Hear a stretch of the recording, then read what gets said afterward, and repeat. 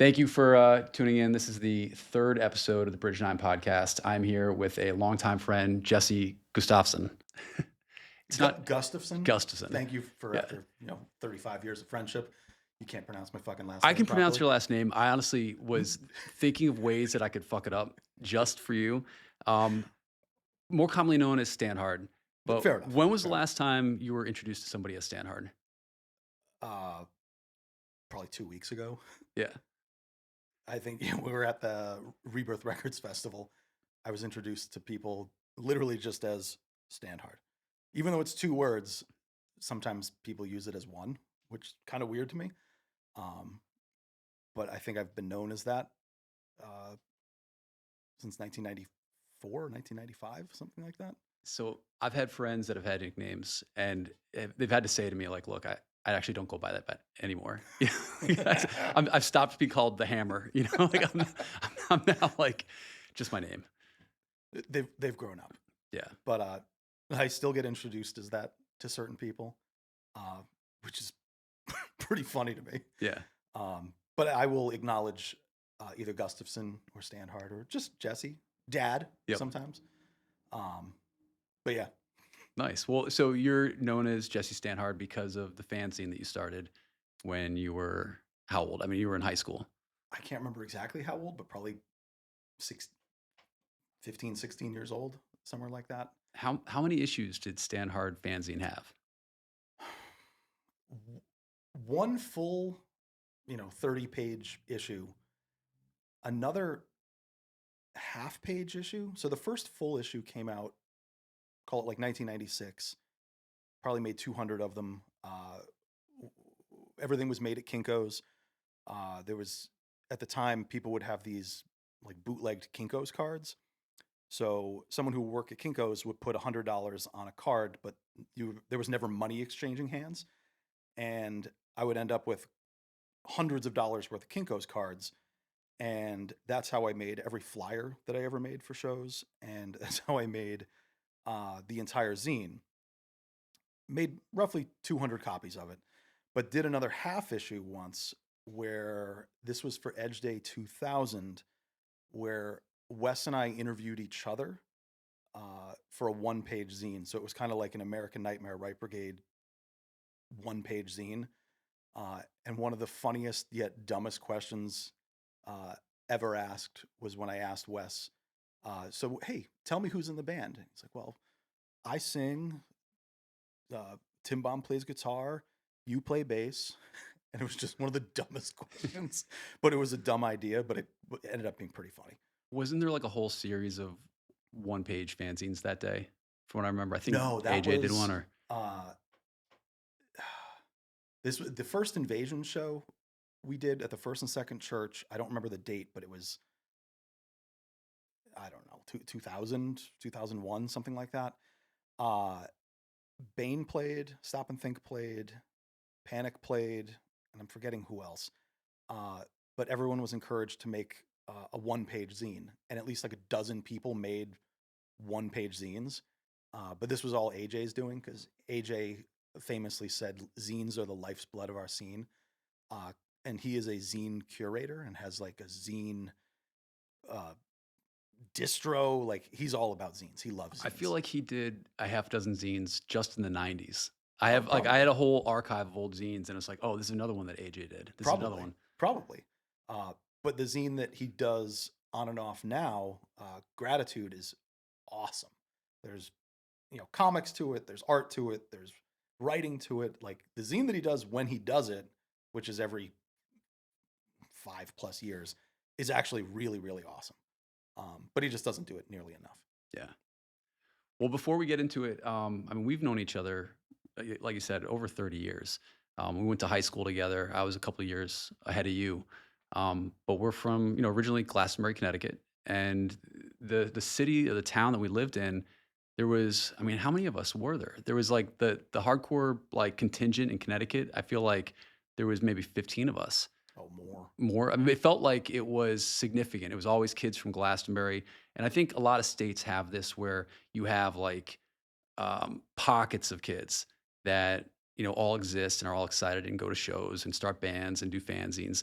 I mean, I remember there was that kid Dave that did like Dave Sandiver. He did like a backpack distro. I mean, I remember he had like He and a I did that together. was I that think you too? Because like freshman year of high school. I remember he would come in with like a photocopied list Yeah, of yeah, like yeah. all the records he could get. And then it's like, oh yeah, I want this Circle Jerks record. And then like he'd go and order it and We bring were it into buying them school. from, I want to say Lookout at the time. Yep. Like so we were distroing the first Rancid record when the first Rancid record came out, and we would buy like a whole bunch of them, and then people would mail order through us, and we'd mark up $1 or 2, so we made a couple bucks. Yep. But that was Get your copies free and then, yeah, pretty that much, stuff. pretty much. But he and I started doing that because like Dave and I went back. He was probably my first friend when I moved to Glastonbury, which was in second grade. He lived down the street. His sister and my sister are still best friends, and Dave and I hit it off really quickly. Like we both played baseball. He was really good at soccer. I was not.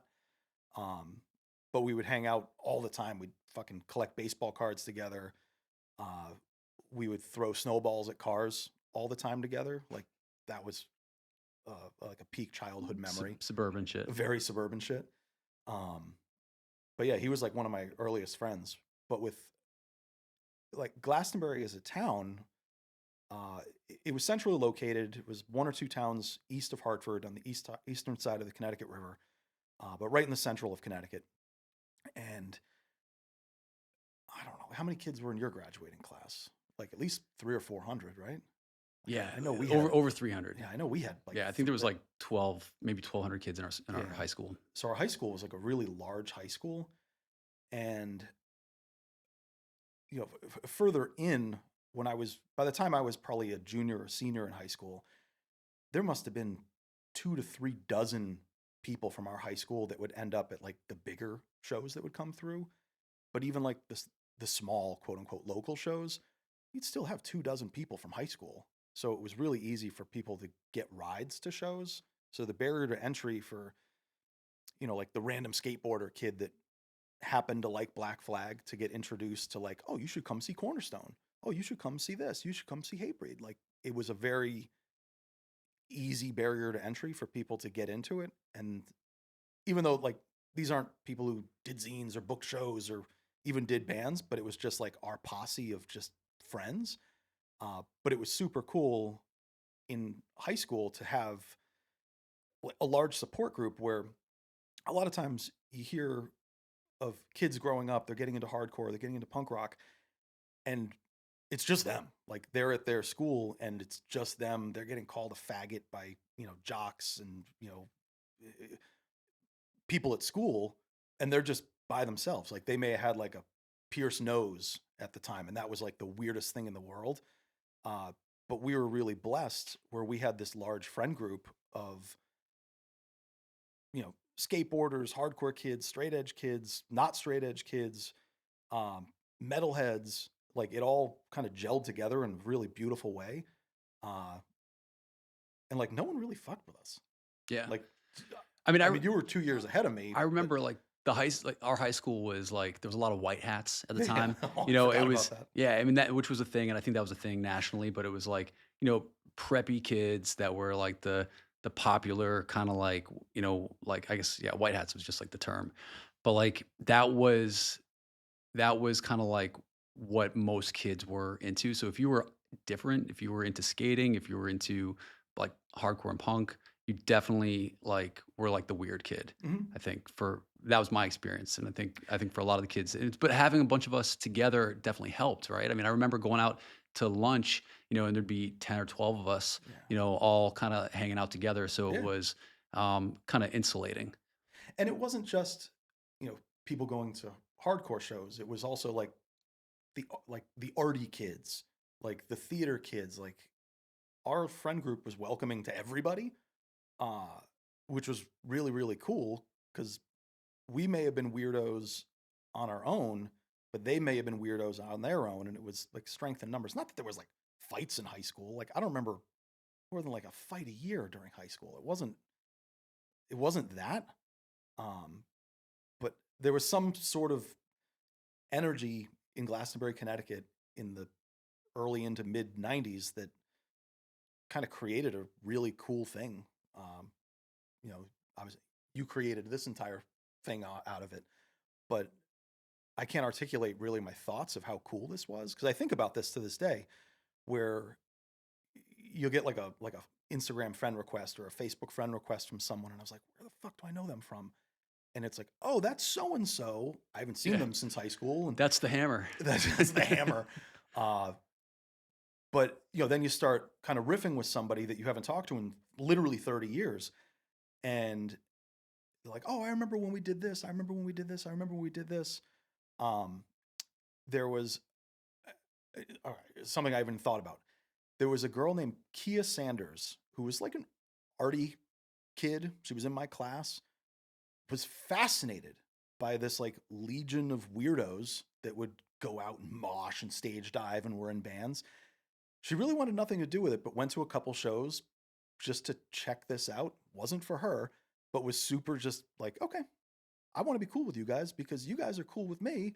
And it just kind of this cascading effect of lots of friendships. I haven't thought of her in 20 plus years. And here's someone that I haven't seen since 1996 that I just am having like these really key like childhood memories of like, here's someone not involved in hardcore that was still welcomed into this scene because of just the way that our friends kind of rolled. We just wanted to be cool with people, just be nice to people. It's like a good way to live. Yeah. I always liked that um, having a group of people to be able to go to shows and be able to go out of like because you need to kind of at that age you're looking like you're finding your tribe, right? Mhm. Like it's an opportunity to like find other people that are into the same sort of things. And oftentimes, if you're going to shows or if you're skateboarding, I feel like skaters and people that went to punk shows were like two of the only kids in our high school or like kind of kids in our high school that would meet people from other towns Oh yeah, unless you were in like an intramural sports. Like, so there were some like yeah, athletes in school that would like play other teams and they make yeah. friendships in other cities and other towns. Well, and But for the era that this was, there was no social media, yeah, like no cell phones. Like you didn't meet people outside of your immediate social circle. Like I didn't skate. That wasn't I couldn't skate. I sucked. Uh, so anybody that I met outside of town was people that I met from hardcore shows. Uh, but it's such a unique thing to hardcore that you get to meet people from all over the world with, right now just a click of a button or on your phone.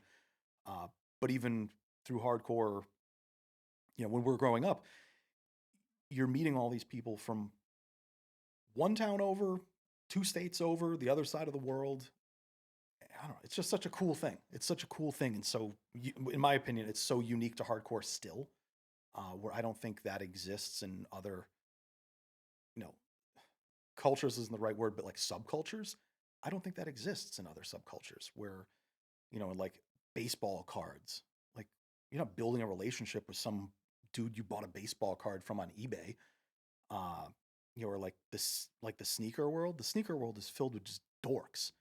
Like you're not building lasting relationships with these people where you're going to each other's weddings 30 years ago, or true. you're, you know, like their children. Like you're not going to graduations and shit. That doesn't exist.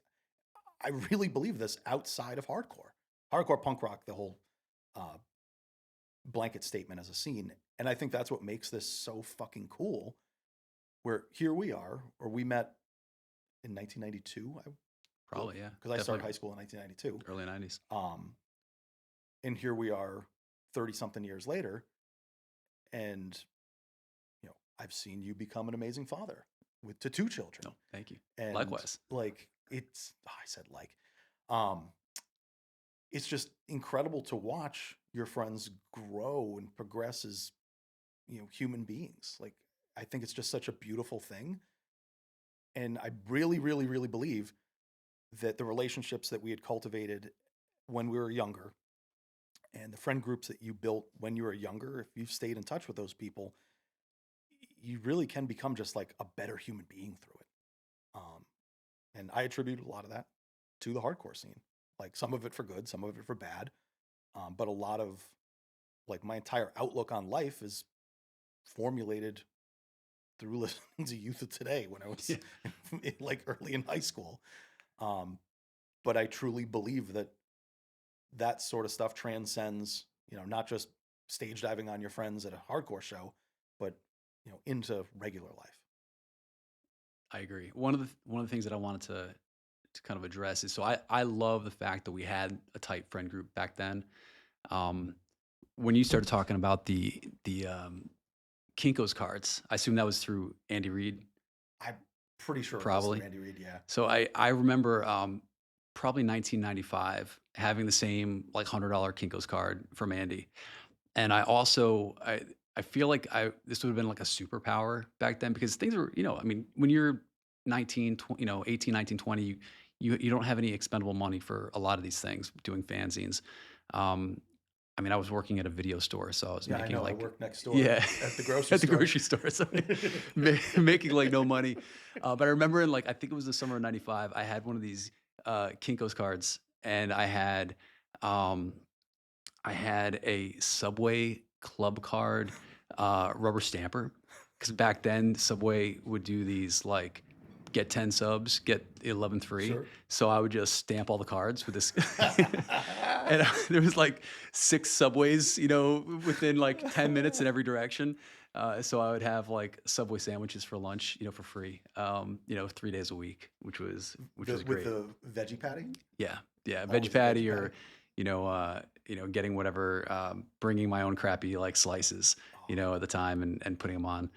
oh, Um, the key like vegan straight edge dude meal from Subway, the veggie patty with ketchup. yeah. Oh. When I was in college, I remember I would go. I was really into snowboarding, but I had no extra money. Like, you think of snowboarding as like this like affluent activity, but when you have like a college pass and your friends get you hookups on gear, you can do it pretty cheaply. But I would end up at the lodge, and I had no money, so I would make tomato soup with ketchup, hot water, and just like crushing crackers and just mixing it up, and like that was what you ate. So when you say snowboarding, you're actually in prison. Yeah. Yeah, it was, yeah, haven't had to do that in a You were while. snowboarding. Yeah, right. Like you were in prison. Um, But yeah, so I had the card, I had there was like one, there was oh, and then the dialer. oh, So, the like, dialer. yeah, so like like I felt like in the summer of '95, '96, I had like these 3 things, and it was like unlimited phone calls, Yeah. unlimited Subway sandwiches, unlimited, like flyers and fanzines. We would use your dialer on the payphone in between the video store and the grocery Yeah. store. I don't know who we were calling, but I remember you and I would go out there and use your dialer to call fuck knows who we were calling. But uh, long distance phone calls, if you made a long distance phone call, it was like $1 a minute at the time. Dude, that's the thing that, like, there was so many, like, walls that I guess you had to get past to be able to do anything cool back then, and a lot of them were monetized. Like, it was expensive to make phone calls. Like, if Yeah. you're trying to talk to a band or a label or somebody, in another state, like, you had to wait till after 8 o'clock at night or Yes. whatever, when it was Yes. like the rates were cheaper, or, you'd have to wait till like Sunday night when it was the cheapest, Yep. because like, yeah, if you made a phone call, you were like looking at Oh yeah. your watch, being like, how much is this costing me Oh every yeah. time?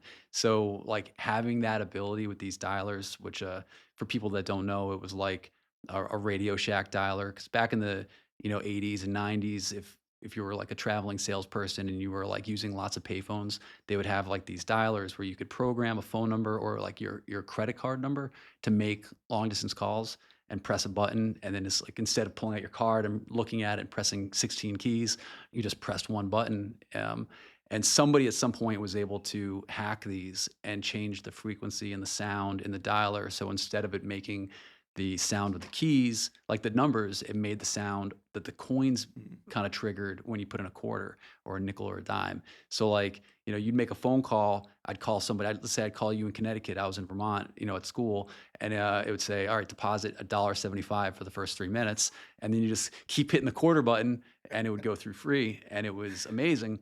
But like, it was really difficult to be able to communicate with people Yeah. back then, and having like these little hacks allowed for more stuff to happen. But Email wasn't even a thing. yeah, yeah. I mean, you're writing letters, Yeah. um, the thing that I loved about our group of friends, and I'm sure this was true in any small town that had like an avid punk rock kind of like collective and following, was that everyone kind of, everyone was fans, but there was a lot of people, or like a higher percentage of people that would do stuff. Mm. Like we talked about Dave and you like had the backpack, distro. Um, there would be people that booked shows. I mean, I know there's people from our high school that booked Mhm. shows when we were just getting into stuff. Um, People that started labels. So like I started Bridge Nine when I was 19, and in 1995, and it was I put out a 7-inch for Tenfold, which you were in. But I wasn't the first person in our town. I mean, you put out a 7-inch before Bridge Nine did. With Standhard. So Standhard, we talked about started as a fanzine. You did a couple of issues, and then you I like can't remember if I did the 7-inch first or the zine first. I'll I f never be able to I remember. feel like I feel like it's traditionally starts as a zine, turns into a label, but maybe I can't remember. yeah. It was around the same time. Um, What now, so you put out your first record was the Tenfold, First record was a tenfold vegan 7-inch. Vengeance Will Be Ours. y On the back side, it said Vegan Justice. well, was it the vegan melting pot The or like cauldron. the It was a cauldron? Okay. cauldron. Yeah. I don't know who drew the art, but it was just crappy photocopied covers, and we took the art from whomever painted it. I'm sure it was like a famous painting of some sort. I've never seen it in real life. I've been to the Louvre and I've never seen it hanging at the Louvre, but at the time it was very on brand for hardcore records. But I believe it came out in 1995. Yeah, I think it was a year before I did the split. It was similar in time frame, different lineup of the band, but putting out a record at the time, it only cost for 500 copies. It only cost maybe $1 a piece. Yeah. It was dirt cheap to make. Did 100 or so on red vinyl and then 400 on black, and photocopy the covers through Kinko cards. Um, Never did any mail order. I'm notoriously horrible at mail order, and just sold them at shows. And I told myself, cool, I can put out a record. If so and so can put out a record, there's no reason I can't put out a record. And I did it. But Standhard Records is not a record label per se. It was more of a constant ongoing gag of, it'll be funny if we put out a record. Oh, it'd be funny if we put out another record. Oh, it's funny if let's put out another record. But I'm not going to get it twisted and think that it's a real record label. You run a real record label. I I run mean, something that I just happened to it throw some turned money together. Bridge Nine turned into a real record label, but it was just something to do. It was just something to connect with my friends. But you have the business acumen Yeah, to but create something out of it. it was all like trial and error. Like it wasn't like I didn't go to business school. Like it was But just like, it oh, was that doesn't trial and work. error, Let's but try it this way. you still have the acumen to create something, as evidenced by all of this around us. You still have the acumen to create a real business out of it, where I couldn't be bothered to even do mail order. I didn't want to do mail order. Like Yep. people would send money and I'd curl up in the fetal position going, fuck, why did somebody send me $4 from Germany to send them a record and I have to fill out customs labels? Fuck you. Yeah. Like I never made a single advertisement. Fuck you for ever sending me $4. But I mean, Stanhard wasn't. If you say it wasn't like a real business, but you did the zine. You did. I mean, how many releases? There was Oh. 10, Uh, maybe. all right. So I'm going to mess up the chronological order in one way or another. We have the tenfold 7-inch, fast break where it lies 7-inch, the follow through 7-inch, the In My Eyes demo, the Invasion demo, Explosion. the Explosion demo, um, Burst of Rage, who just asked, can we put the logo on it? I said, go right ahead. My friend Eric from North Dakota. Eric, I'm so sorry that I'm forgetting the name of your band. They asked if they could put a demo out on Standhard Records. Said, by all means, go right ahead. Because this is easily 20 years after I had released the first record. Said, by all means, do I have to do anything? No. By all means, go right ahead. And I know I'm forgetting some other stuff. There's probably one more thrown into the mix, but I'm forgetting what it is. But it's almost all demos. But I Yeah. love demos. No, that's cool. And that kind of reminds me of like, I mean, like Exclaim, where it was kind of like it wasn't like a real label per se, but it was like a brand that bands kind of like connected with to kind of, I don't know, maybe be taken more seriously. That makes sense. But where it's I wouldn't call Standhard Records a brand yeah, by any means. Where like Lockin' Out is a brand. yeah. Where when Possibly has the best logo in all of music. ever. Yeah. Where people say, "Oh, that's Lockin' Out style," and when someone says that's Lockin' Out style, you know what that means. But that's kind of the incredible thing. Like the branding, even though Greg never intended for it to be a brand, it's a brand. Like he won't acknowledge that it's That's a brand. probably even the cool. I'm waiting for the coffee table book to come out about Locking Out because like his logo is like it's so cool and Yeah. it's one of those things where I'm sure he designed that logo in a day, and it just became something that just grew much cooler and bigger than intended. But his is a brand in the coolest way of a brand. Because most like when people say, "Oh, I'm going to create a brand," it's the most douchey thing on earth because they're going out of the way to create a quote unquote brand. That's not authentic. Where Lockin' Out was not created as a brand, it became a brand, but totally organic. Greg doesn't even want to acknowledge it. But that's the beauty of that whole thing. And he will still release something here and there and doesn't do it for money, just does it for the love of the game, but does 100% have the best logo behind Schism in hardcore history. Yeah, I'd argue it's better than Schism. But. If you asked me when I was 16, I would say Schism, but Yeah. if right now, I'd probably agree with you that the Lockin' Out logo is the best logo in hardcore. But the Schism fists are pretty fucking cool. True. But Standhard Records isn't a brand. It's just something stupid that I did to try to help promote my friends with the follow through 7-inch. I wasn't even in the band at that point, and I was friends with Craig and all those guys, and said, "Hey, let's do a 7-inch. You guys, for some reason, you put out 5 demos. Let's do a 7-inch." So we took a bunch of those songs, we put it on record, and just like the issues that you've had in the past, the printing of the covers took forever, but we were able to. I want to say 500 copies of that we put out, 100 on gold and 400 on black vinyl. Made a bunch of weird random covers, sold them. It was mostly to friends. But that was just a classic. These are my friends. I have a general idea of what I'm doing. I saved up a couple bucks from working at a grocery store. Great, I'll put it out for you. I'll take care of it. But let's not pretend that there's any distribution of this. We sold a bunch of copies to Rick to Life, but that was the distribution.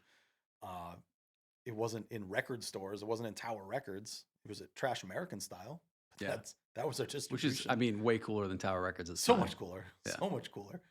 But shout out Malcolm. Just he's an OG. But someone asked somewhere in recent memory, someone actually asked, "Would you ever put out a record again?" What am I going to put out? Like, I don't want, if a band has aspirations to be a band and do something cool, please don't ask me to do it.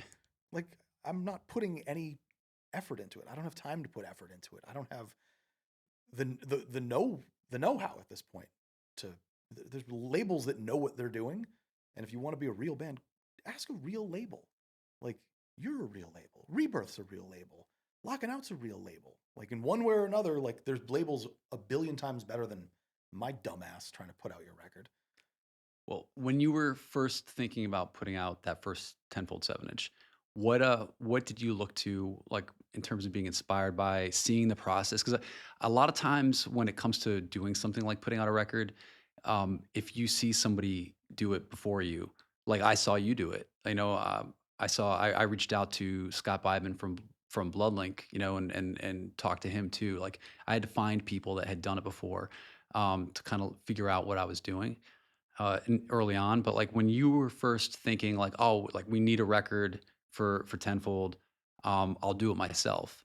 What do you remember like looking at as inspiration or as kind of like a roadmap to be able to be like, oh, I can do this. Revelation, where had all of these Revelation records. Had At one point I had 10 Chain of Strength 7 inches of just the True Till Death 7 inch. It was like they did this, I don't know, 7 or 8 years before I was doing it. There's no reason that I can't figure out how to do this. Um, but all of that early Revelation Records material was my inspiration of doing it, because at the time I was a collector and I had everything, like everything you could imagine. Um, but that was really my inspiration of trying to do this on my own. Uh, I did ask for advice from Mike Russo, who did a label called Just In Case Records, and I asked him like, "Who do you go through?" I remember he told me I would go through whatever the name of the record pressing plant was in Oh, it's probably Tennessee. United, Is it if I had to Rainbow guess. Records? Is that There is Rainbow, but they were West Coast. West Coast? Well, it was definitely in Tennessee. Um, but I basically made a phone call, like from my parents' home phone. Hey, I want to print a record. What do I do? They sent me some literature. Okay, I'll do this, do this. Sent them the DAT tape and a check for however much, a couple $100. And a month or two later, I got a couple boxes of records in the mail, and that was that. And it at the time it seemed like the biggest thing in the world, because I was 16 or 17 years old and I'd never spent $500 on something in my life, and to just throw a check in the mail in just hopes that something positive was going to come out from it at the end of the day. But it worked, and I did it a couple more times. Uh, but it was, I worked at a grocery store. Like I said, you worked at the movie store in this little strip mall. I worked at the grocery store next door. I was bagging Which groceries. I worked there as well. I was a bagger. Oh, were you? I was, yeah. Really? Was it Weird. Highland Highland Park Park Market? Market. Yeah. Yeah, I think I worked there before going to the video store. Okay. All right. We worked together because you were the vegan butcher. I was. Yeah. I was.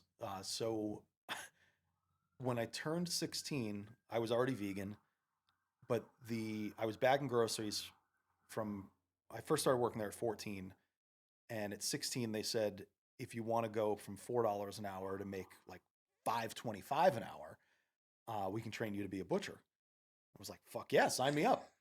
And it was all 40-year-old men, and I was the one who would have to unload the trucks with just animal carcasses, and I would carry it all. I'd be covered in blood, and I would carry it all into the fridge or the freezer, and that's where we would prepare the meat and butcher everything. It was really fucking disgusting. But even though I was vegan, it didn't seem to bother me one bit, which in retrospect seems really like high-end sociopath behavior.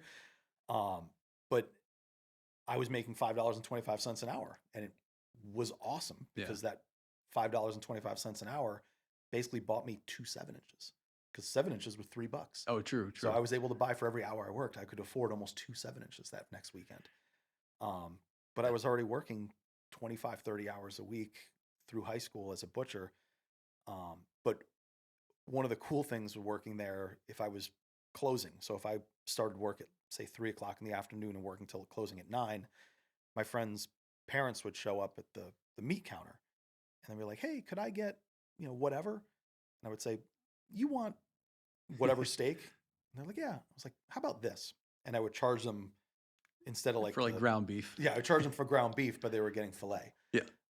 So they were always very appreciative of that. But the people who ran the place were the nicest people in the world, and I kind of feel bad that I was scamming them like that. But whatever. I remember that's where I learned what head cheese was. Oh, okay. That Oh, is absolutely, for anyone that doesn't know what that is, it's what is it, like brain yeah, and gelatin? yeah, it's disgusting. So yeah, but old people loved it. I've I I also, tried it. I also remember one Christmas they gave me a book as like the bonus was a book uh, from Highland Park Market, and it was called "Crowning the Customer." And it was Oh, I just never like got this. it was just like a customer service book. I was like, what am I gonna do with this? But as like a business model, they were the small family grocery store that everybody who worked there was super nice. Baggers were bagging your groceries. It was all high school kids. It was all kids that you knew. All the cashiers were girls that you went to high school with. Uh, but the customer service is what they preached, and people came there and paid a little bit more for their groceries because the customer service is great. We would carry your groceries out to your car. Yeah. People would constantly try to tip you $1, And you couldn't take it. and you couldn't take Yeah, it. I remember You that. couldn't fucking take $1 tip. It'd be snowing, it'd be pouring rain, and Jack, who was the manager, I Yeah. can't even remember this. I remember would Jack. see you and would walk out and be like, "You can't accept a tip." It's like, fuck you, dude. It's pouring rain, Yeah. and like I can't take $1 tip. But whatever. I have a vivid memory of that Eric Clapton song. Was it Layla? Layla. I can't hear that song ever. Like anytime I wouldn't, they'd have like the cable radio and you wouldn't hear any of the songs. They would just blend together. And then that song would come on and it would remind me that I like hated what I was doing at that moment. You know, I was like stuck here bagging groceries. I really wanted to be anywhere else at that moment. And then I would hear that song. And so for years later, every time that I heard that pop up somewhere, it would put me right back That's funny. to being like this teenage grocery bagger But that's the and funny like thing hating about it. music Yeah. is that you can hear something and it imprints so hard on you that 30, 40 years later, you hear that and you still have flashbacks to what was happening at that time, where you were at that stage of your life. You know, some key memory, even though it's not even a key memory, but you hear that Eric Clapton song and you're Yeah. thinking about Highland Park Market. Ah. So if we just listen to that, just driving down the street and that came on, you just, fuck, I'm thinking about Highland Park Market. God right damn now. it. Well, it wasn't even thinking of the market. It was like that negative feeling. So it was almost like, it was like it tapped into something that just like despair, Yeah. maybe, where it's like, God, I just want to be doing anything else. But I worked there for, I think, a year or two, and Okay. then an opening at the video store, which I think was one of the greatest jobs I ever had, opened up, and it was like 2 doors down, and I just sat behind like a counter, and rented, VHS tapes to people. And good access to porn. There was pornography. There was, I mean, snacks. It was a great job. In the meat department, we had, now mind you, like I said, I was 16 years old and everybody else who worked there was 40. There was a box of physical porn, like magazines and videos and stuff. And it was so gross. It was so fucking gross. My first job was working at AM/PM gas station around the corner. Yeah. So like, I was 15 years old, 14 or 15, and I remember I only worked there for a while, maybe I don't know 6 months or something. But they would make me like go out on like a summer day and like use like the blower to like blow the driveway or whatever, and then like, okay, we just got a delivery of like cheese sticks. Go in and I have to go into like the freezer and like arrange all the cheese sticks. But they had an entire box of porn in their bathroom, like a whole In their like bathroom. in the bathroom, like because they sold it, like behind the counter, and you had I think they didn't have it like.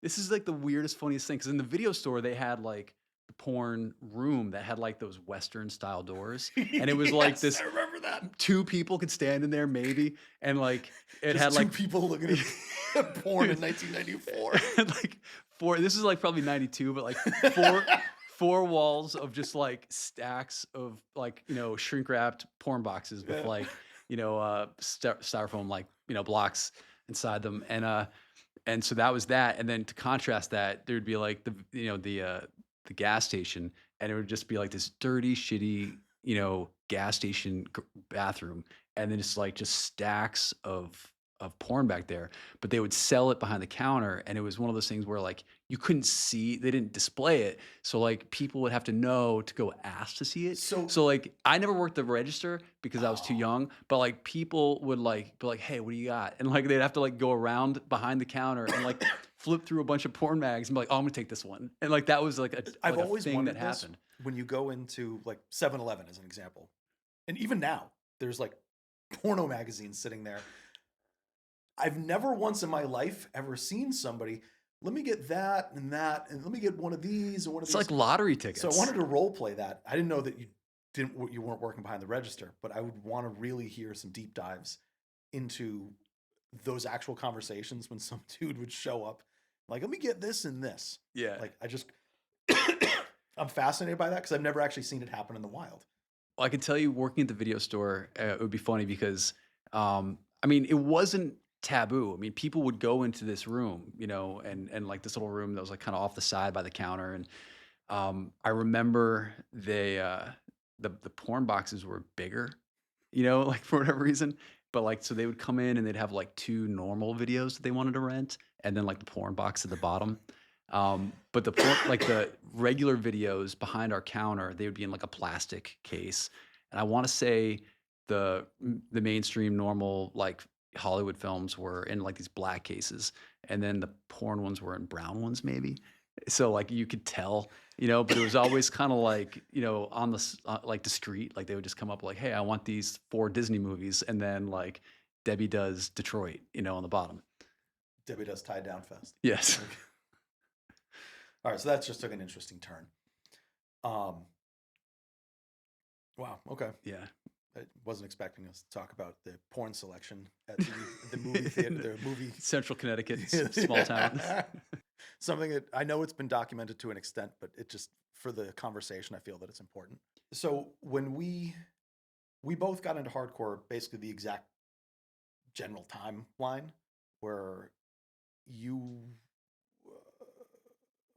when I came to Glastonbury High School, it was 1992, where I had got kicked out of East Catholic High School. My parents sent me to Catholic school thinking that it was going to straighten me out and become a better person, but instead it was myself and a couple like buddies that I was friends with all acting like assholes in Catholic school. So at Christmas break, they asked me not to come back. Um, so then I ended up back in Glastonbury at public school with all of my homies, and everything was wonderful. But while I was at East Catholic, I remember we went to, this was the fall of 1992. Fugazi was playing a show at UConn, and everybody I know was there. So this And was actually 93. I think was it it was 93? September of 93. September 93. Yeah. Okay. Uh, everybody that we knew and were friends with, our entire friend group was there.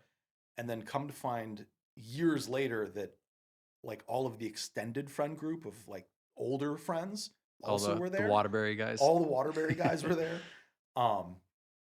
So Fugazi's playing, and I don't even like Fugazi, like at all. Like it does nothing for me. No offense, but Fugazi's playing. How many people do you think were there? Thousands. Oh, thousands. I mean, it was 3,000 people, maybe. Playing in like an airplane hangar. The sound was terrible. Everybody's moshing. We're 14, 15 years old. We're moshing. We're having the time of our life. And Fugazi fucking hates moshing. And come to find out, like you said, all of our group of friends, all of the Waterbury guys were there, just moshing and destroying people. Somebody, Chris Wren, was it you that got singled out? Yeah, and Or it was it Mark Martin that got singled out? I got well, no, so it's we'll get to that. Okay. But yeah, so this was September of 93. I was a huge Minor Threat fan. I had been turned on to Fugazi. Liked it, not as much, but again, every single person we knew was going to be at this show. So I was 17. I think I was like had just started my senior year in high school. Went with a bunch of friends to the show, and I had just started like ADHD meds that fall, so like I was a hyperactive kid, but like trying to think of for whatever was happening at the time, like with me biologically, like I was just excited to run around. And my, experience going to shows was like trying to get on top of the crowd. Yeah. I mean, it was just not, I don't know, crowd surfing. I don't know, it was like It a was the beauty Lollapalooza of thing. the boiler room. Yeah, I Like mean, there, having gone to hardcore shows, like, I wanted to be in the mix, and, the crowd that was at this show was not, like, a hardcore punk crowd necessarily. I mean, obviously, all of our friends were there and people we knew, but it was it was at a college, it was in their, like, track and field, yes, space, so it was huge, it was open, and there's a lot of people that were just there, probably that were just there because it was a concert, on campus, and I remember climbing up on top of the crowd and like getting on top of people, and the campus cops pulled me down. They didn't like it. I mean, I didn't really know to the extent that, Ian Mackay and like the band didn't like, they frowned upon that, at the time. I don't think I was hip to that. But that was just something that was like hardcore show culture, I yeah. think, that I was aware of. So like I was into doing that. I get pulled down. I try to run away. The cop like tackles me. I end up getting arrested for, and I was 17 years old. I remember you running too. I Yeah, vividly remember you it was running a big towards the space. back. Yeah, like I was like running. I was like, and I mean, there was like a whole ton of these cops. And there's photos of me getting tackled by with like Yes. multiple police officers on top of me. Again, I was 17 years old. I was not looking to cause a disturbance. But the cops made it a thing. Yeah. They said that I assaulted them. I ended up getting arrested for like assault or something. Um, I'm sorry, I'm laughing. yeah, no, I mean, it was, it stressed my parents out. It was terrible, but it all got, I mean, I was underage. So like Yeah. it ended up getting, going away and getting thrown out. I ended up having to go to like some, like a few days a week. I had to go to like some office with like other people that were like, had gotten in trouble and just like do arts and crafts or something Like and just same like age. kind of hang, yeah, yeah, it wasn't like hardened felons. These were like, youthful offenders. Okay. Um, Shout out youthful but offenders. yeah, true. But the funny thing about that, about all of this was that, so I ended up getting arrested. I go to like the Yukon police. They had like their own police department, like police station. They messed up on the mugshot, and I remember asking if I could keep it. And I don't know where it went. I'm so bummed I don't have Oh, it. I think I put it in like a book or something oh, and like disappeared over the years. But they ended up taking it again, and weeks later, I would collect fanzines, and I ended up getting a fanzine. I think it was called like Ennobled Mind or something. It was like 1993 or 94, and there was a picture of me on the back, like with the cops on top of me. I didn't, at the oh, time when it was happening, I didn't know that somebody had taken photos of that's it. awesome. So years later, I tracked down Jared, the photographer, and he ended up sending me scans of like all these photos of me being That's arrested. awesome. But in 2015, I want to say, Fugazi started doing like their live series for Discord, and they were releasing, like, they recorded almost every show they ever played. It was like 900 shows, and they had recordings in different, varying quality of all these shows. And so that was on my radar, and I knew that at some point maybe the show that we were at would go online, and it did. And so I was able to pay $5, download the show, and listen to the whole thing. So they actually have me being arrested, like, as the banter. And Ian's like, the show stops, and the show stopped a few times because of, The previously mentioned, Well, the guy in kind the of white hat. dickheads. It was the guy in Yeah, the white hat who the guy I with the think white was hat. Mark Martin. Yeah. But like I got to listen to, and Ian was like, I don't believe that gentleman, should be, taken away for that. Like we should let him stay. And then he was like, oh, they took him away. All right. And then like go into the next song. Um, so I got to listen to that, and I posted the photo that I had gotten of that Jared had taken of me being, detained, and and a link just said, "Hey, I got to listen to this show. This is what happened. Go check out the Fugazi live series."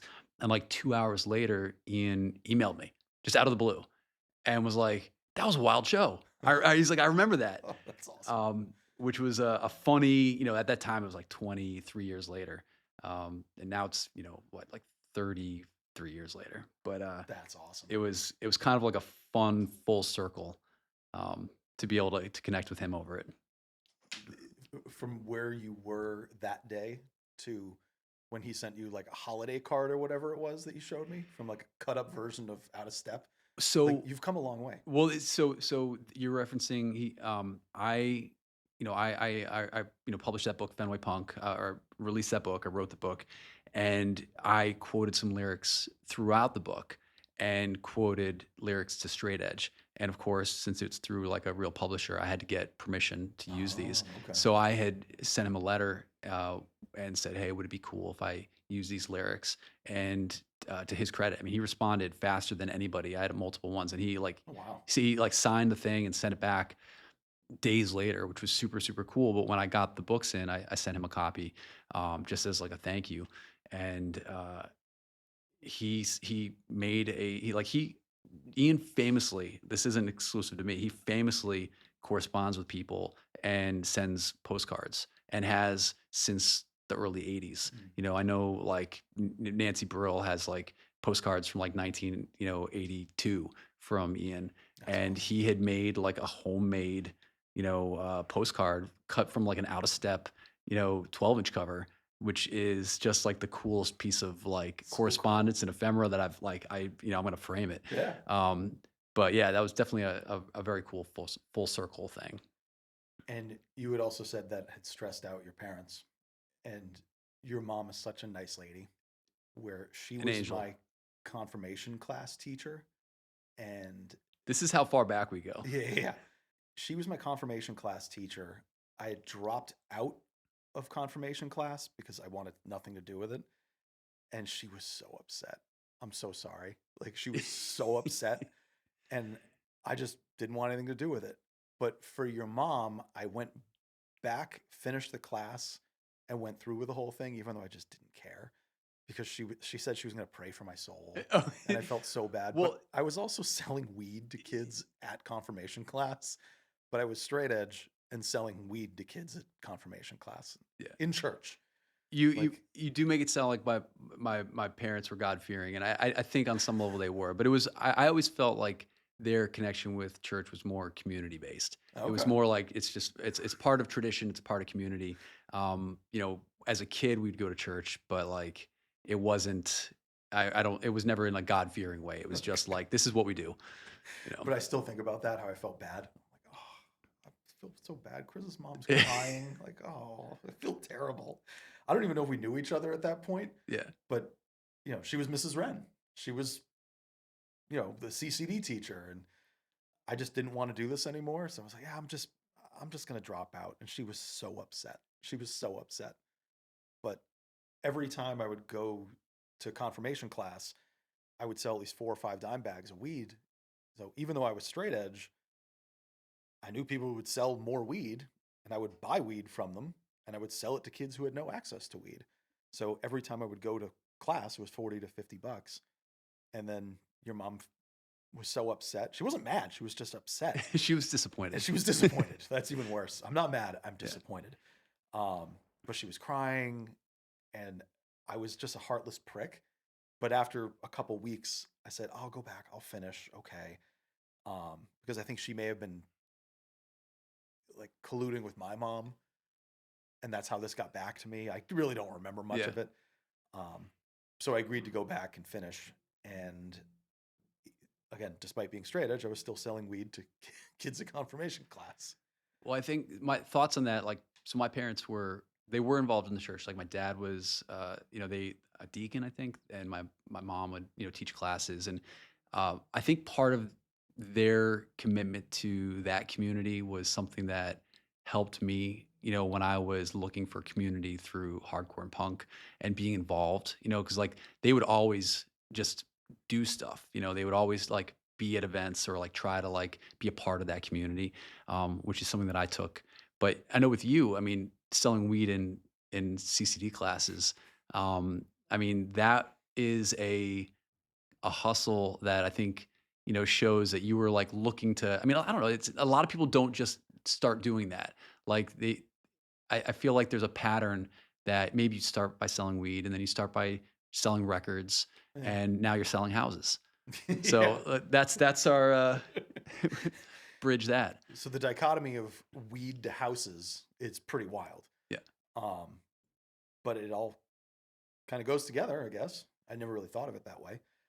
Um, but yeah, I've been selling houses for almost 20 years now. And I mean, I help you and Kat buy your condo Yeah. right down the street. Um, but no, I like it. I don't really look at it as if it's work because I like doing it. It gives me the freedom to kind of do whatever I want whenever I want, where I don't try to do the same for health reasons. I don't try to do the same volume of business that I used to do seven, 6 to 10 years ago, because that was just making me so sick. Um, I was working 7 days a week, 360 days a year, uh, 10 hours a day, and you can't do that forever. Like I would rather be present in my family's life and not, on a Saturday, all right, it's fucking 8 o'clock in the morning. I'm heading out and I'm not coming home till on a good day, 4 o'clock. It's like, oh great, I'm done. And I'm do that on Sunday. And then on Monday. Monday it's 8 o'clock till at least 6 or 7 o'clock. And just kind of repeat that process time after time.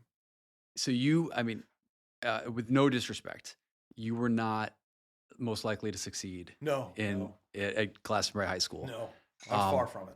but you always, I remember when I heard that you were getting involved in real estate, I felt like that totally makes sense because you're so personable.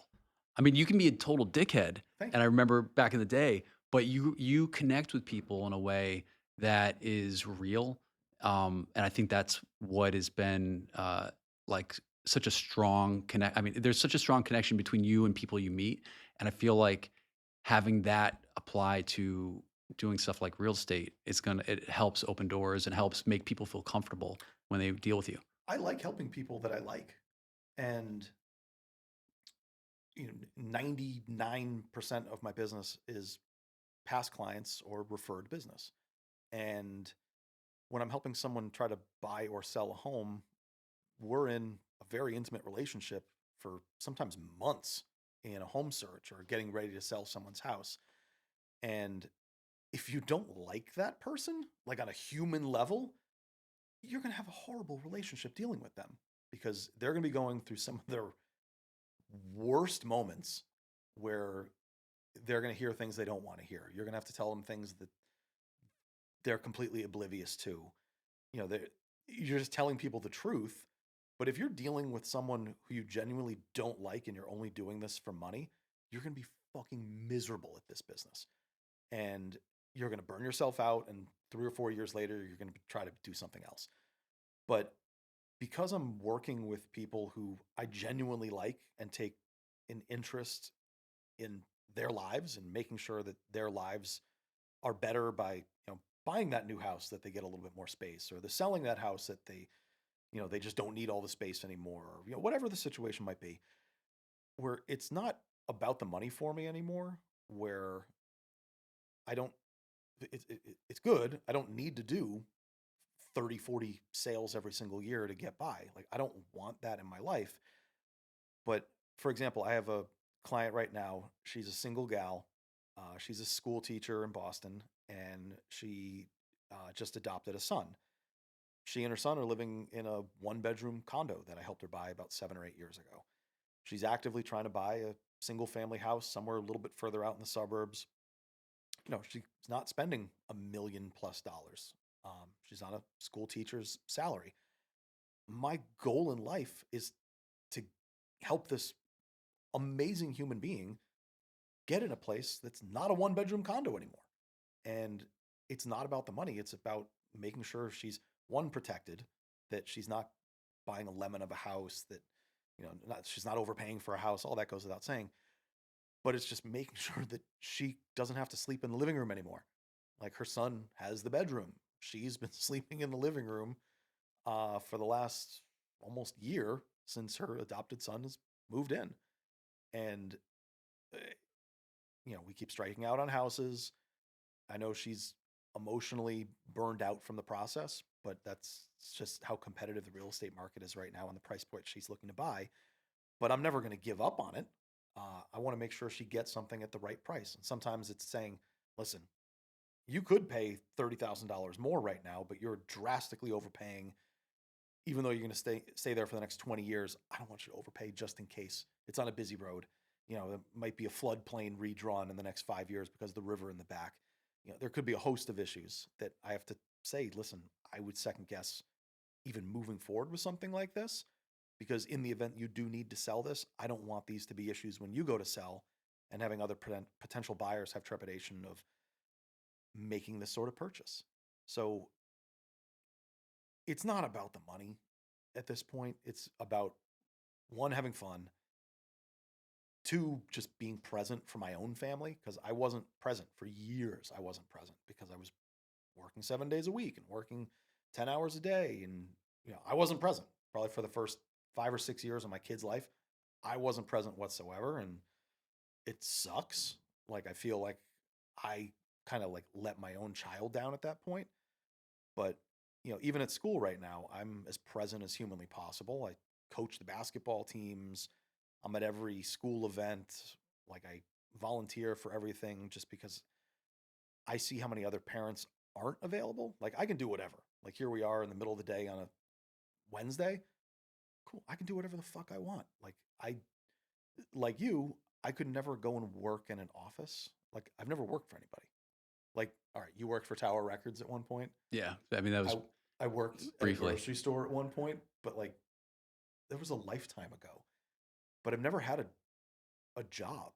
Like, I literally have never had a real job where, all right, working at the grocery store, I worked at a temp agency briefly when I moved to Boston. But cool, I sold Yankee Suck t-shirts. I ran a marketing company. That might have been the best job I had, was selling T-shirts Selling outside of t-shirts. Fenway. I remember us sitting in lawn chairs in front of the Bank of America for like, I feel like a couple seasons where That we would was just like the end of days, though. yeah, that was the end, the but end of where we would days. just like chill and we had our respective crews Yeah. that were out there selling stuff, Yeah. and like we would just kind of like oversee Yeah. and hang out and shoot the shit. Well, and keep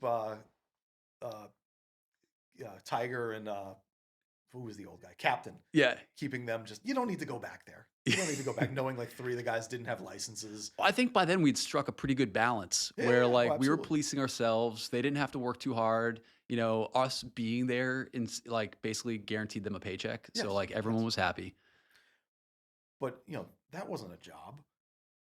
Like, I ran a marketing company from the late 90s until the end of 04, beginning of 05. And half the people that were selling Yankee Suck stuff were working inside for me, and then they would come outside and sell for us.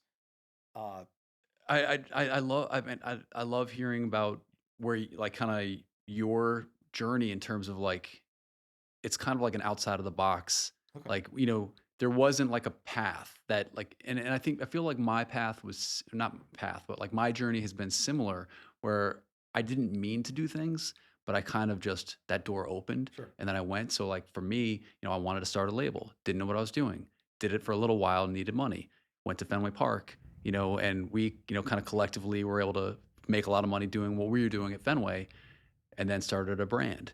And like for me, it was just like, all right, well now we have a store, and like now my daughter has a store, Which is so awesome. which is crazy. But again, these are things that like 10 years ago weren't even on my list of things to do. It just kind of happened, and I feel like as people that came out of the hardcore and punk scene and have been involved all this time, like we learn to look for patterns, and we learn to see opportunities in a way that the average person doesn't, right? Like, so, we're the first people to go out and meet other people from other towns. We're the first people that are finding ways to do things that the average teenager doesn't even realize they can do, whether it's book a show, start a fanzine, start a record label.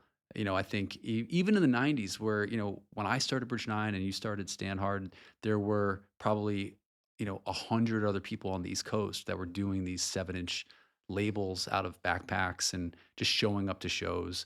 But I think the being able to just say, hey, I'm going to try that, is pretty rare in the greater kind of sphere of people. I think it's just something that In the greater ether of young people right now, I don't even think it exists.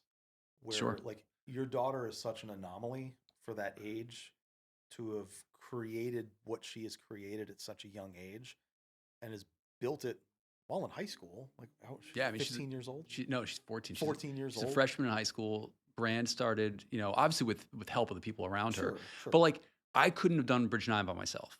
Like, none of these things exist by themselves. Like, we might be the one that starts it. We plant the flag, but then you have to have people around you that kind of rally and Sure. get in your orbit and like help make things happen. Um, None of this would have been possible. And again, with Georgia, with my daughter, like her store wouldn't have been possible without the support of her family and friends and community. But But I, it's okay to have help. It's okay yeah. to ask for help where your trials and errors as you were learning. So we mentioned talking about how you were in Tenfold and you're on Bridge Nine's first two releases, the Tenfold split with Some Old Fears. Yep. And then the Now Is Our Time 7-inch, which fun fact, I don't think I heard that 7-inch before I got the vinyl or the test press. You just knew it was good. I think, yeah, I just like, this has got to be good. Well, I remember it. So like you guys, Tenfold broke up on stage. I was in the audience, did not know this was happening. No one did. Well, we knew we were going to break up going to the show. Yeah, I'd heard after the fact that it was a like kind of a last minute, just spontaneous thing. Those guys had already moved to Boston. Well, they were in my eyes at that point, right? Correct. Yeah. And so they were doing other things and playing, practicing, whatever. It was just too much because they were. Well, they're in Boston in their new life. Yeah. They'd moved on. Yeah. So we just figured it was a show with the tune in, was with our friends, and all of our friends were there. Let's just go out on a high note. No, not that anyone really liked the band anyways, but just go out knowing it was going to be a cool thing, and we were happy with it. And we've never done anything ever since, That's true. and we never will. Never will. All right. Heard it here first. But I mean, you had already recorded, I think there was like a 4-song demo that like became the Now Is Our Time 7-inch. But I remember, or maybe it wasn't a demo, but you had recorded 4 songs, including a Judge cover. Yeah. After, like before you broke up. And I remember wanting to press it on 7-inch because I think I had sold through at least half of the splits at that point. And I didn't want those songs to not be like permanently. I felt like a demo, while demos are cool or cassettes are cool. I forgot that this came out posthumously. Yeah, it did. It came totally out forgot came that. out like months after. Okay. And I think we only pressed 300 copies originally Yeah, because okay. it was, the band was broken up. It was like we didn't need a lot, but I wanted it to be on vinyl. So I remember we pressed like 100 on clear, 200 on like translucent blue, Yeah. and those sold super quick.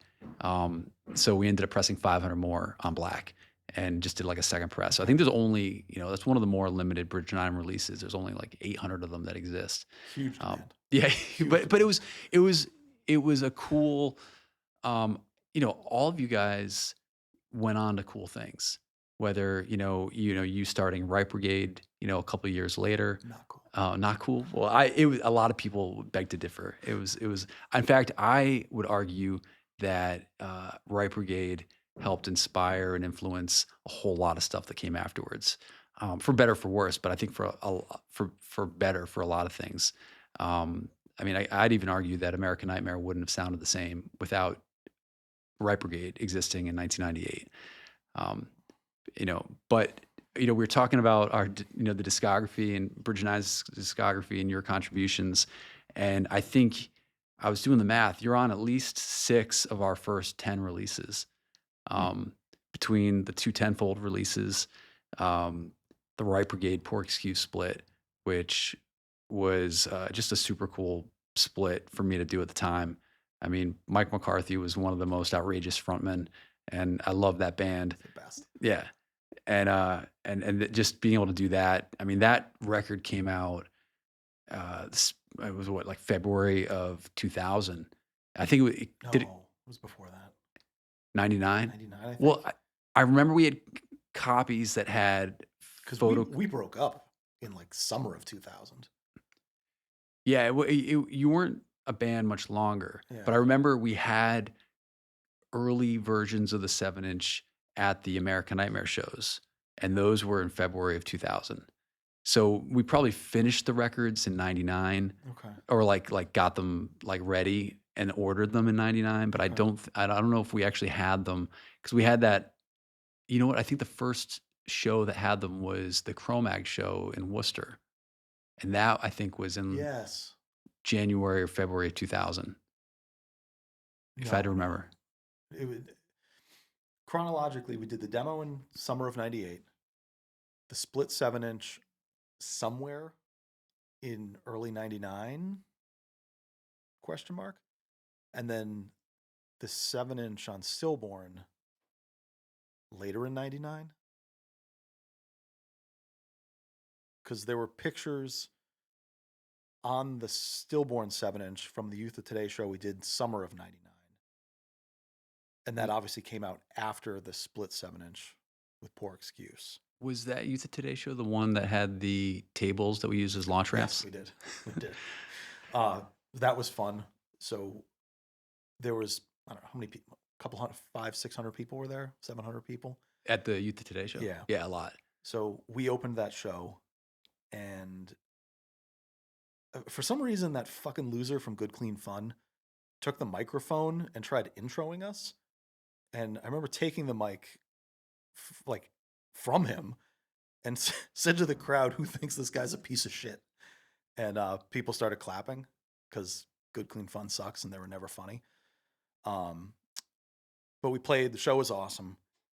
But when Youth of Today played, everybody was on stage, and our whole friend group decided to take these 10-foot tables, knock out the kick bottom legs, kick one set of legs out. and then just set them up as ramps. So we would just set them up behind everybody who's just trying to enjoy the show. And you have like 6 idiots running off these ramps and just head walking over all the poor people in the back of the show. Yeah. Because that was you, me, Andy, J. Bill, Noah, and Robbie Red Cheeks kept running over going, "What are you guys doing? What are you guys doing?" He was so pissed off. And then we would just do it on the other side of the place. Yeah. And I don't know, that was. I remember just fun. like pushing this table like it was like a launch trip, like right to the back, like the last person, just pushing And up they would, against something, they would look around like, "What are you doing?" And then just boom. running from the back of the room and just diving into the crowd. But that was very on brand. Yeah. But back to the split 7-inch. Chronologically, that was the second of 4 Right Brigade releases because it was the demo in summer of '98. The split 7-inch was somewhere in '99. Because I also think that we had other copies of it at the what was that fest in Wilkes-Barre? Posse Numbers. Oh, Posse Numbers. Because I know we had covers at that. And that was somewhere like April of '99. We also brought a 6-foot sub to that show. So we had a van. I vaguely remember that. Stopped at this deli that Craig Mack and I used to work at. Got a 6-foot sandwich on a 6-foot board. There were only, I don't know, 5 or 6 of us in the van. Yeah, how do you put it in the van? Was it just down the center? Right down the middle, and we started cutting it and eating it on the way to the show because it was, I don't know, 2 hours or so from where we picked up the sandwich. And then got to the show and just kept giving out pieces of because a 6-foot sub is way big. Like a $5 foot long from Subway is one thing, but a 6-foot sub, this thing is also like 6 inches wide, dense and wide. Yeah, so it was a lot of sandwich, and we just kept giving it out to people, and people were like, "Why do these assholes have a fucking 6-foot sub?" Might have been 8 feet, but it was long. But how many record covers did we have? We must have done There like was, I 2 think or 3 different there was covers. 3. Yeah, and the last one literally just had the name of the printer, just said "fuck you," like across the front of it, because it was one of those things where it took months and months, and I had the vinyl, and we had shows coming up, and wanted to just get it out, so we just kind of like made fake covers or limited edition covers, and But the actual cover came out awesome. yeah, And on the back of it is that photo of Mike doing the flip at the First and Second Church at that Trouble show with Anti-Flag and Unseen, which is, in my opinion, that's one of the iconic photo. best hardcore photos ever taken. Uh, but I first met Mike right after I moved to Boston.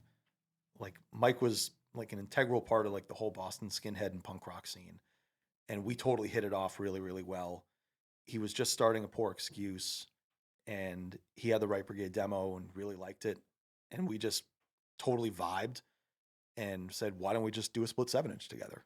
Because at the time, the whole punk rock and skinhead scene was its own world, and the hardcore scene was its own world in Boston, and Not just Boston. I mean, everywhere. I Yeah, remember going everywhere. to a show at the Tune In, and there was like a punk matinee and a hardcore show that Yeah, night, or vice versa. And like one side of the street was like all kids in camo shorts and New Balance sneakers, and then the other side had Liberty spikes yeah. and green hair. And it's such a cool thing that that doesn't even really exist anymore. There's no real separation of that. But we like to think that that record kind of helped break down those walls, because you had people that liked Right Brigade, you had people that kind of liked Poor Excuse, and they both kind of liked each other. And I became friends with all the dudes that were in Poor Excuse. Um, it was just, I don't know, it was just such a perfect time and place, in the whole environment everywhere was, it just felt like the right thing. Well, that's the And best part about split 7 inches, being able to pair like two bands, even from two different worlds, and put them together. Even if yeah, they're from the same world, it's yeah, just different sides of the street. yeah. You Because like know, everybody liked the same sort of music, and everybody, yeah, there's no difference between Right Brigade and Poor Excuse. It's all the same stuff. It's all from the same world. But for whatever reason, the fans of those style of bands were coming from their own different worlds. So I don't know. yeah. Just in our own weird way, I think that helped break down a little bit of the walls between all of that. Not that we ever really crossed over, not that we really played a lot. Um, Well, but the words of my father-in-law, it's all 3-chord scream yeah, oh, music. absolutely. Sometimes four. Yeah. Um, but then we did a 7-inch on Stillborn, uh, after the split 7-inch, which was probably one or two songs from the demo and then a couple of new songs. And that was in, I guess, the end of 99. And then by 2000, we were sort of on the way out at that point, because one of our guitarists was in the army and he was away in like Bosnia or something like that. So we had to miss a couple shows. We would always have fill ins. Like we were notorious for having lots of fill ins. Um, but we had to miss so many shows, and I was getting so bummed out that we kept having to miss so many shows, because I wasn't like, I had nothing else to do. I could just at the drop of a hat go do whatever, because I was going on the road. At the time, I was roading a lot for Reach the Sky. I had been roading for Blood for Yeah, probably didn't like 2 years. didn't you go to Europe with them? No, I never went to Oh, okay. I never went to Europe with Blood for Blood, because they were going on a tour. They went with the Bruisers, and then they were going to go with Archangel, and they weren't making money, and I didn't have money to to spend like $400 to fly a round trip to Europe, so I stayed home. Uh, but I ended up touring the U.S. with them for most of Revenge on Society, and through Living in Exile for about a year or so, and that was one of the coolest experiences, because I got to be with a band that I genuinely liked, and 2 weeks after moving to Boston, I'm on the road with them. And it was like, I didn't really know them, but I was introduced, from my friend Lynn, who was dating Mike, who was the drummer at the time. She introduced me to them, and they're like, "Hey, here's this straight edge guy. Really likes your music. He's happy to roadie for you if you need a roadie." I said, "Yeah, absolutely. You're straight edge. You're hired." Yeah. So it was just the four of them and me, and I was the sober person. I was Drove them gonna say, all over the place for a couple years, and it was awesome, because I liked the band. I obviously really liked the band, but then got to know them as guys, and loved them all as guys. And I still talk to Ian all the time. I talk to Rob once in a while. Um, and I love that they're back together doing their thing, and I've seen them. There's probably no band on earth I've seen more than Blood for Blood, which is kind of weird. Like I've probably seen them more than any other band. Um, there was a show in New London, Connecticut, I don't remember what year this was. It was probably like 99 ish. And there were a lot of really, really bad things that happened at that show. And we had to leave. And we went, I remember calling my parents in Glastonbury and said, "Hey, can my friends come and stay over tonight?" And I called them at like 11:30 at night.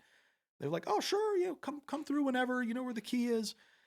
So we showed up at my parents' house at about 1 o'clock in the morning, and they were asleep. What was breakfast like? Well, so I woke up probably around 8 o'clock, and like I slept in my childhood bed, and because I hadn't been living at home for probably like 2 or 3 years at this point. And I remember going downstairs, and my father is sitting at the dining room table, and Rob is sitting across from him, and they're just talking back and forth. And they're drinking coffee. They're both holding the newspaper, and they're both talking. And the wave of panic that came over my body of what did he just say to my father? Like, what are they talking about? Holy fuck. I felt pretty confident that nothing that happened the night before was discussed. But they were literally just riffing about the Rolling Stones and just talking about music. And because my father was a hippie, and he loved the Grateful Dead, but also loved like all rock music. So they were just kind of going back and forth, and it was really, really freaky. So we gave my dad a CD, a T-shirt, and we went on our merry way. And I remember my dad, like, I don't have a very close relationship with my parents, but I remember him telling me about a month or so later, he's like, "Who was that band that came and stayed at our house?" And I was like, "Oh, Blood for Blood." He's like, Blood for Blood? What the fuck?" He's like, "Those nice guys." I was like, "Yeah, yeah, yeah." He's like, so he worked for UPS. He drove for UPS for 30 years, his entire career. He's like, "I was in the warehouse the day after you guys, or a couple days after you guys stayed there. And in the warehouse, he would work basically from like 10 p.m. till uh, 10 a.m. He'd drive from Hartford to Boston at least once or twice a night. So he'd go in the warehouse, and there's guys in the warehouse just listening to music. They're loading the trucks. He just drove the trucks, and there's this music, and there's, as my dad would say, "Fuck this, fuck that, fuck you." And he says to the guys, like, what the fuck are you idiots listening to? And they're like, "Oh, we're listening to Blood for Blood." And he's like, "Blood for Blood? That band stayed at my house a couple nights ago." And they were Amazing. just enamored at my father, and they were asking for like, why was Blood for Blood staying at your house? So he went to work the next day with his Blood for Blood shirt under his UPS uniform and showed them. Amazing. Instant So cred. yeah, instant cred with a bunch of like 20-year-old dirt bags. So that was pretty funny. But but Right Brigade just kind of just started falling apart because we were notorious for not showing up to shows, just having a drop off of shows. Like every couple weeks, someone will send me a image on Instagram. They're like, "Hey, what you remember anything about this show?" And I was like, "I don't remember anything about this show." And then it always Because it dawns on never me, happened. it never happened. Like we never showed up. We didn't play for God knows what reason. Like just didn't tell anybody. We just wouldn't show up. And there were a little bit of differences back and forth with the band, and it squashed. And over the last couple years, a lot of squashed. Um, I reached out to Pat years ago, just trying to bury the hatchet because I didn't talk. He was one of my closest friends, and I hadn't talked to him in years. And he emails me back, and we've been going back and forth a lot, especially over the last year. We've been going back and forth a lot. Um, but he's like secretly on Instagram. Just nobody knows that it's him on Instagram. So we'll message back and forth. Sometimes for like 20 minutes back and forth, like we're having a conversation. But he's living out of the country right now, and he doesn't do music at this point. But uh, it's just weird because here's a bunch of dudes that you're very, very close with, and they're just not in your life anymore, and it sucks and it's weird because like we made a lot of music that a lot of people to this day they're like, "Oh my God, Right Brigade, got me into hardcore. I love Right." Blah, blah, blah, blah, blah, blah. And I just go, "Oh, I'm sorry, fuck, man, that sucks." Like because I just have this like armor built up of wanting to trash my own band because I trashed my own band for so long. Where when we did the 12-inch on Revelation, like I Which hated it. is which is wild. I mean, you were a child, like, I mean, in your childhood, like, love Revelation Records, and here you are, like, the last thing you're doing is putting out a record on a label you loved. But it was so bittersweet because I wanted to be on Equal Vision. Like Steve Reddy wanted to do it on Equal Vision, and like Steve's the best. And so early on, Steve, I want to do a record. I want to do a record. I want to do a record. And I was like, oh, let's do it. But Pat had contractual obligations through Revelation, and that's why it had ended up on Revelation. And if we agreed to do it, he would be able to get out of those contractual obligations. So I had already quit the band, and I don't remember timeline wise, but I had already quit the band. And they had the music. Like so much of it is really hazy at this point, but they had the music, and I said, "Listen, fine, I'll come and sing on the record. I know there's a whole bunch of new songs. Like we have lyrics for some of them. I don't have lyrics for some of them. Pat wrote lyrics for a bunch of songs. I had lyrics for a bunch of songs. Um, when it finally got recorded, like I was fine with it. We had a good time recording it, but I remember hating that I was doing it for some reason. Like it just was eating me alive because the way Clevo ended up getting kicked out of the band, he was one of my roommates. He's still one of my best friends in the world. It was such a bitter, bitter taste in my mouth. So after recording every day, because it was like 3 or 4 days of recording, we recorded right down the street from the Middle East, and I would leave there at midnight, and I would walk back to Mission Hill, just hating myself. I was like, "Fuck, why am I doing this? I fucking hate this. Fuck this. Fuck, fuck, fuck." And then when I heard the final version, because I just like, all right, I'm done. I don't need to come back, like whatever. And when I heard the final version, there was like 20-minute noise track and all this other weird shit. And like my taste in hardcore is extremely narrow. Like I like raw deal, I like breakdown, I like straight ahead, I like Youth of Today, and that's kind of what I like. Like I don't like I don't have a very broad scope of like hardcore music that I like. It's a very narrow scope. Um, and then when I heard this, I was so fucking angry. But American Nightmare was going to go out on tour, and I was playing bass for American Nightmare at the time, and we weren't making money. There was no money to be made. But I figured if I burned a bunch of CDs, I could bring CDs on tour and just sell this unreleased Right Brigade record. So I made a couple hundred copies of the Right Brigade Revelation release months and months and months before it was ever released, and I sold them for $5 each on this tour. So every show we would go to, I would sell 20, 25 copies, make $100, You're probably 150 making bucks. more doing that than you are playing the show. Oh, a million times more because we were only making, if we were lucky, we'd get like $100. So on this American Nightmare tour, I'm making like $100. $5 footlongs. That's what Yeah. you're eating. That's what you're eating at every show. Uh, so I'm like throwing like AZ $5 for food because he was one of our roadies and he didn't have any money. And like if we're not out selling T-shirts, like we're not making any money.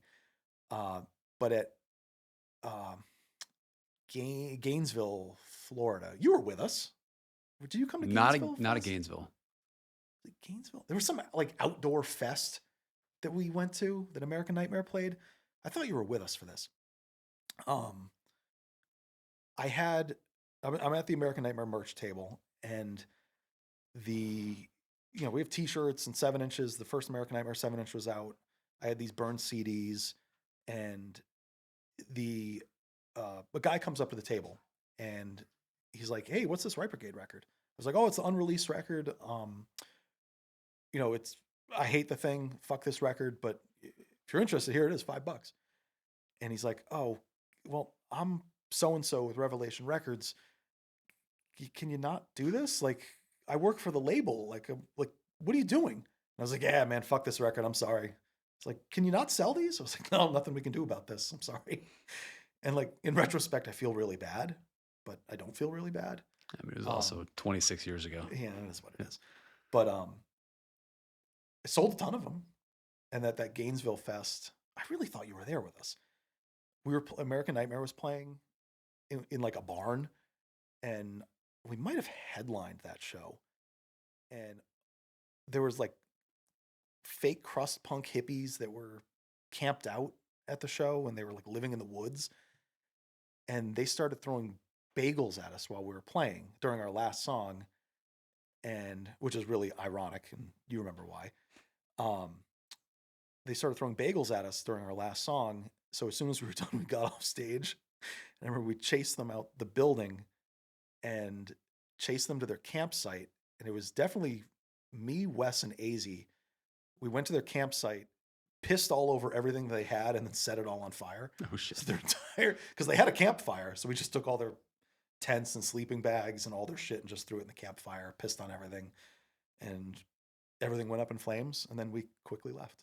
No, That was don't just throw fun. bagels at the guy that used to work at a bagel shop. Yeah, I worked at a Yeah. bagel shop too. Bagel boys. Um, and then, yeah, that was my memory is so fuzzy with a lot of this. So then after Right Brigade, I was already in American Nightmare. The first 7-inch was out. Toured for a while, and it's funny because I'm actually looking at this poster on your wall of this Nerve Agents American Nightmare show at Gilman. I think you definitely were with us. At I that. was, yes. So that was, I think, probably the first West Coast Yes, tour. and that was in December of 2000. Yep. Right Brigade was officially done. American Nightmare was like a real thing. And we may have already recorded the next 7-inch. I don't remember chronologically. I think, yeah, you did, because that came out in March the following year. So we probably had that before that tour. Okay. But I remember those shows being awesome. And Oh, they were sick. And that's when we met Carry On. We met Carry On at Jerry's Pizza in Bakersfield. It was the first night of that tour. And there were a bunch of bands. I don't remember any of the other bands except Carry On, but they started playing and we all looked at each other like, yo, this is fucking good. Yeah. And was it that night you were like, I want to do a record for you guys? Yeah, I think I went out to dinner with them before the show the next day, and I was like, "What do you guys want to do?" You never took us out to dinner. Well, I didn't take them out to dinner. We went out. There was no taking out to dinner budget, but it was definitely like let's go get something to eat, grab falafels or pot, like whatever, and you guys are sick. I want to put out a record for you, and that became like our first proper album. But that was such a fun time of going to California because I hadn't been to a hardcore show in California in years. Like I saw my dad drove me to see Strife in like 1994 in Southern California. I didn't have a driver's license, but I hadn't been to a hardcore show in California since then. And it was only like 5 or 6 days at most that we did. I think maybe 4 or 5 shows. 4 or 5 shows, but that was so much fun. Like playing Gilman Street was awesome. Santa Cruz is actually on YouTube. Cool. That materialized recently. And you just see so many familiar faces in the crowd, like super, super young. But that was just such a cool thing. But the next American Nightmare 7-inch came out. We played a ton on that. The band was really starting to blow up. We recorded the LP, and clearly the band was going to go somewhere, and I fucking hated touring so much that I just mutually parted ways because I just couldn't do it. I had no interest in touring. I was definitely going to hold them back because I just couldn't do it. Like, I'd rather just go to work. I had stuff that I could do here, but they were clearly going somewhere, and I didn't want to be the reason to hold them back. So just mutually parted ways on that. And so, I mean, we could probably talk for another 3 hours. Obviously there's a lot of deep diving, and maybe it'll be a future episode, but I think we've covered all the time we have for today. But so stoked that you're sitting down with me. We have so much history. I think that you are a very important part of the equation. So if you've watched the first 2 episodes, you know that these were short. When we have a show here, we'll have a band come down, we'll talk and riff for 15, 20 minutes. But when we have a friend or somebody that we've worked with over the years come in, we're going to go a little deeper. So, thank you for getting into it. And before we go, I know you've got a couple things that you want to plug. Oh, so potentially. I wrote a book. It's called Fuck Your House. It's 20 years of real estate horror stories. It's going to be going to press hopefully in the next week or 2. Self-publishing it. You've given me so much advice along the way. You can go to @Fuck Your House book, I think is the Instagram. But that's been my kind of pet project for the last 7 to 10 months. Not doing any music. That's even though we did just play a show but it was a secret, unannounced show. I'm never going to rule out not playing again, but we'll never announce if we're going to be playing. We'll just show up and play if the mood strikes, we'll do it. But I want to thank you for asking me to come and do this because it's like a trip down memory lane, especially looking at all the stuff in here. Yeah. Well, again, we have a lot of history. So, but thank you for being here. And that's it for now.